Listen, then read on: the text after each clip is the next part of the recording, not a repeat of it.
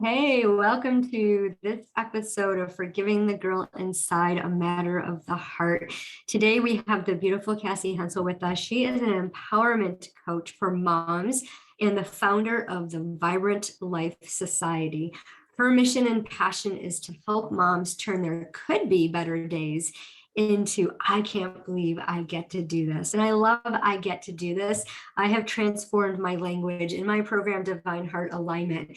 Mindset is the crux of all that we do. It's a matter of the heart. And it begins with captivating our thoughts. And when we get to do something, when we choose to do something, that's a whole lot different than saying I have to.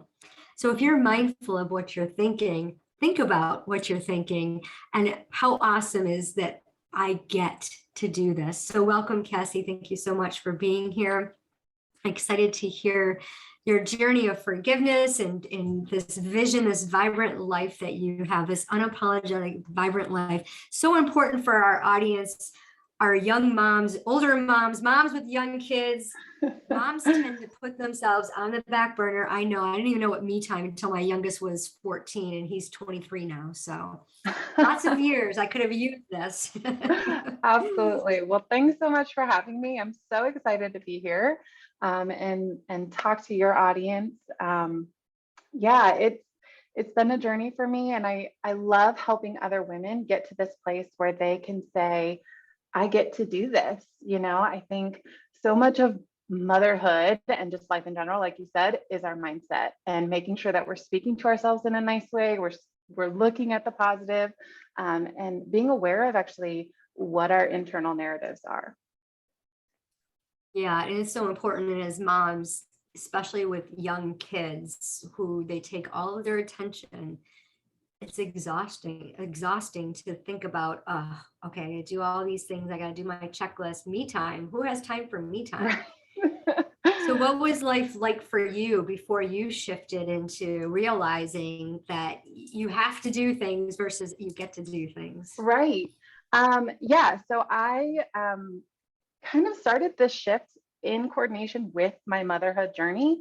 Before I guess I started creating this vibrant life, I was ticking off the shoulds. I spent the first large chunk of my life doing the things that I thought I should do to create a life that aligned with the plan I had in my brain, right? It was like, okay, you go to school, you get married, you get the house, you get the job, all those things. And I couldn't figure out why I wasn't happy and why I felt so unfulfilled. And along with those shoulds, I mean, it was also a personal desire, but I was pregnant. And in that period, my marriage fell apart. So I stepped into motherhood unexpectedly, single, and new mom, single mom, and trying to figure out what now. And so really it set me off on this path of rethinking everything that I had held on to, everything that had guided me so far, and also trying to figure out how to take care of this tiny human that was at this point 5 weeks old. It was like, okay, I have this tiny human, that's my responsibility. How do I take care of her? But then how do I also be really kind to myself in this season of grief and trauma and create a life that is going to be good for both of us. And so that's really what kicked it all off for me. That's got to be really difficult and challenging to be able to, all of a sudden you're a single parent and you're trying to take care of your child, take care of yourself, take care of the home, to get income and all of that.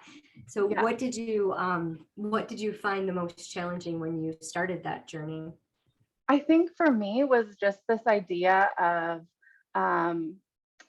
like it just hit me one day. It was like, okay, so you've been living life based on shoulds. This got you to where this didn't get you to where you thought it was going to be. So how do we move forward? And a lot of that was sifting through what happened, finding really good help, really good community, and finally admitting that I needed help and letting people step in and help me to say, I'm overwhelmed, and let that be okay. And I think as mothers, we really, really struggle with that, to say, I need help. And then also to say, it's okay for me to have needs. I know, in my own coaching practice, I've worked with a lot of women who have come from marriages similar to mine where it wasn't okay to have needs. So shifting that to saying, yes, I love being a mother, but it's okay for me to want to be more than that, if that makes sense. Oh yeah, absolutely. When you felt overwhelmed, were you scared to tell anybody? Did you feel like you had to be the Wonder Woman, the super mom? I definitely went through a season of that, but at the time, it was almost kind of a blessing in disguise. But like my entire life had blown up, and so it was like this is not a surprise to anybody that I'm overwhelmed. Like it was very out there that I was a hot mess at the moment, like because not only was my marriage falling apart, I was a new mom, but I used to travel for work, so now I was switching jobs. I was selling the brand new house that I had just built with my husband. Like there was no part of my life that wasn't a mess. And so Wow. it was just a lot. And so from that though, what it did, I think I'm such a stubborn person that God was like, listen, you haven't been listening. Let's just blow everything up to get your attention. And for you to say, to step back and really realize and take a good look at what's going on and step into this new journey that I have for you, this new path that I couldn't see then, but is so much better than the path that I was on. So You went through a lot of life changes all at once. I did. Yeah, it's career change, going from married to single, having to sell your house, caring for a child, that is a lot. Most women would just kind of play the victim role. What made you step out of that? I think for me, it was having a good support system around me. I am a big proponent of seeking professional help. So immediately it was like, okay, I need to find a therapist. I'm working with a life coach. It was this season of radical to me self-care, but really now I know is just normal, great self-care. But that led me to kind of reevaluate where I was and where I wanted to go. And so having a very clear vision of the life that I wanted for myself and for my daughter, it was like, it's okay to be hard in this season, but this is not where I want to stay. And so when I felt like my back was against the wall, it was like, okay, the only place to go from here is up. And I don't want to wait for that. So what can I do to move myself forward? And so I started to dig into podcasts like yours and books and coaching and really learning about how do I take care of me? How do I grow? And it was really a season of self-discovery and self-growth. Like, a lot of people experience after trauma, there's the post-traumatic growth that can happen as well. And so that was that journey. But along with that came a need for forgiveness. And I think a lot of women that experience divorce, like I do, like I did, have to go through this as well. We have to look at the choices we made, and we have to, forgive ourselves for that. And for me, I feel like it was very tangled, I guess, in a way, because it was like, my divorce coincided with my daughter being born. So right out of the gate, I felt like I had failed her as a mom, because I was like, your family fell apart. I did the right things, right? So there was a lot of anger, there was a lot of confusion, and then there was a lot of guilt. And so taking some time to analyze that, and I had to learn to really only accept what was mine to control, or really only own what was mine. And so I did that through holding up a really harsh light my past, and being like, was this truth? Was this not truth? It led to rewriting a lot of the narratives that I had in my head. I'd been with my partner for 10 years, and as I continued to heal, I realized a lot of the narratives that I had were untrue about myself, and they came from somebody who didn't have my best interest at heart.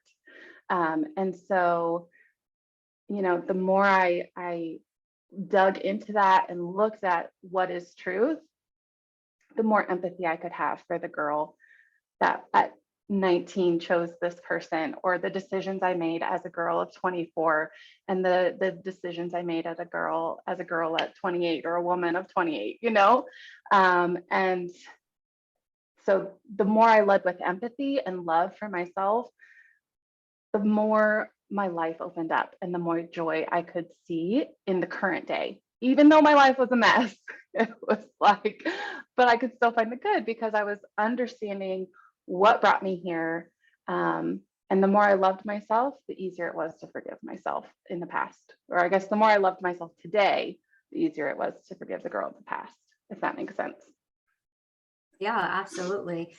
So forgiveness is a very touchy subject, and people tend to hear the word forgiveness. And I was watching a movie the other day, and I was actually watching Ghost, the series Ghost, last week, and the main character, husband's sister came to visit, and is about catfishing. And I don't understand that term, but I'm just going to repeat what I heard. And she's like, I'll never forgive you. And she was going to leave.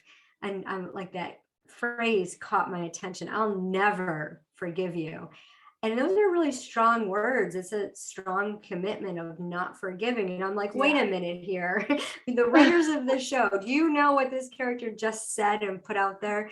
Never going to forgive you. Like, you hurt me so bad. You violated my trust, and you didn't even care about or take into consideration my feelings. Right. So when I hear the word forgiveness and people talking about forgiving yours truly, forgiving ourselves for past mistakes, what does that mean to you? That's a really good question. And I think a lot of times we do think of forgiveness as forgiving someone else, right? I know in my situation right after the divorce, and for a while it was like, well, are you going to forgive him? Are you going to forgive him? You need to forgive him. You need to forgive him to open it up for yourself. And I was not in a place to hear that, right? It was like, no, he doesn't deserve it, whatever. But the more I focused on forgiving myself, it really meant lightening my own load. It meant looking back at that girl who I was in the past, and just loving on her and understanding her the way that I wished other people had done for me. And so helping that past girl feel seen. I did a type of therapy called EMDR, which is where you kind of go back and look at that, and that really was helpful to me. And then in the present day, the more I forgave myself, the more it opened up freedom. So that's really what it means to me. When I hear I'm never going to forgive you, to me that just sounds heavy. It's like, wow, you're committing to holding on to that heaviness for a long time, girl. I don't know if you need to drag that around with you. So yeah. And the just so to explain to our audience, can you tell us more about the EMDR? What does it stand for? I'm not actually sure what it stands for. And I did it with little clicker things with my therapist. Do you know what I'm like drawing a blank right now what it stands for. So I Googled it. I've heard of it, but I wasn't 100% sure about it. So it's eye movement desensitization and reprocessing therapy. Is that what you did? Yes. Okay. So it's when they look in your eye, right? And is that what nope. they do? So what you do is you lay there, and you have to, so I laid on a couch, and you have to make sure nothing's crossed. And basically what it's doing is helping you relive traumatic experiences but taking the emotion out of it. So like desensitizing it. So it's like afterwards you can you can approach the trigger, but it's not going to set you off like it would before. So you relive it, you examine it, you feel it in a safe space. And what it does is you're holding these little clicker things that are buzzing, and it's helping your brain, the two sides of your brain, like connect it and kind of put it to rest, whatever the situation was. It's, I probably didn't explain that very well. Talk to a trained therapist, they will explain it a lot better. But I was shocked at how helpful it was just for those traumatic experiences. So, well, there's so many wonderful new tools out there. I'm a certified aroma freedom practitioner, and I incorporate CBT into my coaching program, Divine Heart Alignment, and it's really powerful. It uses Young Living essential oils. You can use a different scent. You can do it without the scent, but the scent just hits their olfactory system so much faster to get that image from that memory. And like you said, it doesn't, you don't relive it. It just brings it about so that you can grieve it, process it, heal from it. Because when we can get deep down into the root cause of what's keeping us from our joy, ultimately Jesus is the bridge to joy. But forgiveness, for me, it started with gratitude and just understanding. I mean, I believed all the lies that I was a horrible person and I was doomed, internal punishment, and all of these religious expectations that I had believed formed my opinions and my thoughts. And when I could captivate my thoughts, understand the truth, and really look at the words and the meaning of the words, I was able to have a different perspective, and that perspective helped shape me. But it was the healing journey. I mean, just think about how long it takes you to get into that position where, you spend so much time beating yourself up and self-abusing and turning to unhealthy coping mechanisms because you don't feel like you're good enough. And recognizing that we're not victims, staying stuck isn't going to make us stronger. It's going to keep us weak, and that's exactly where Satan wants us, right? Because when we're doing the Lord's work, when we move forward, we're going to move mountains. And of course, Satan doesn't want that to happen because that's going to ruin his plans, right? But when we can say yes to God and just move forward and heal and understand that we are made for this goodness and for this exact mission, this thing that we're supposed to be doing, it does bring this unspeakable joy. And I love how you use the word vibrant, because that's just so powerful. And just, the image of strength and, it's just an incredible image for me.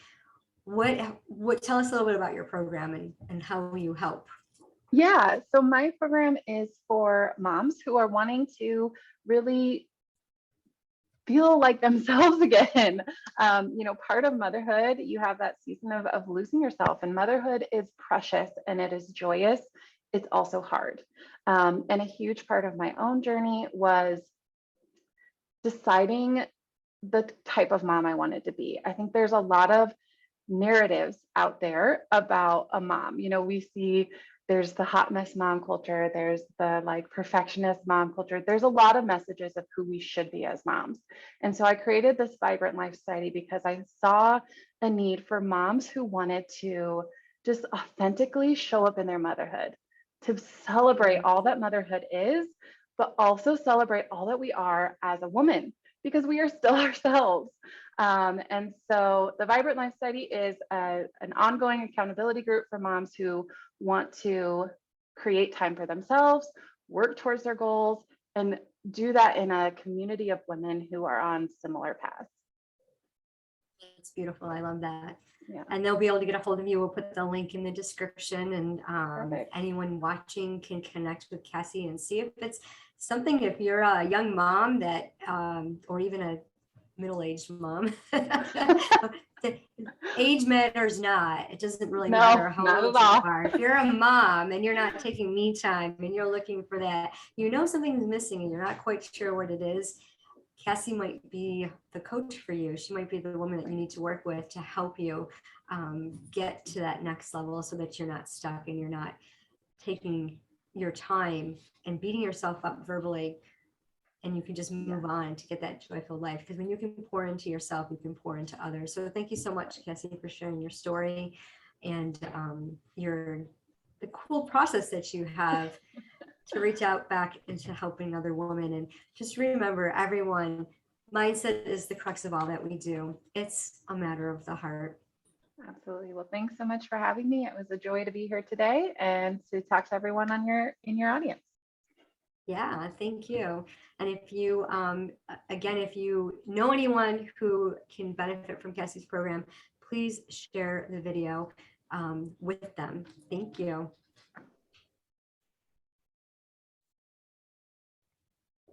Oh, stop recording.